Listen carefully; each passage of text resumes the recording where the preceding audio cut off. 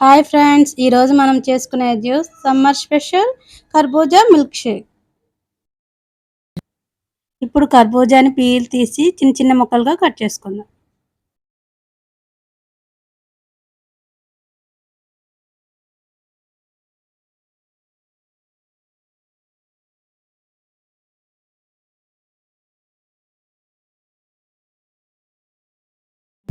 ఇప్పుడు ఈ ముక్కలన్నిటిని మిక్సీ జార్లో వేసుకుందాం.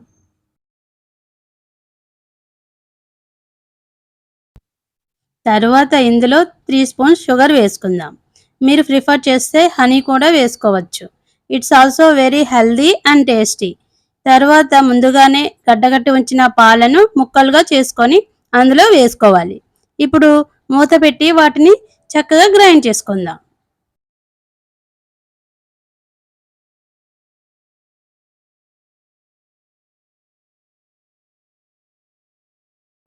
అంతేనండి, ఎంతో టేస్టీ అండ్ హెల్దీ అయిన జ్యూస్ రెడీ అయ్యింది.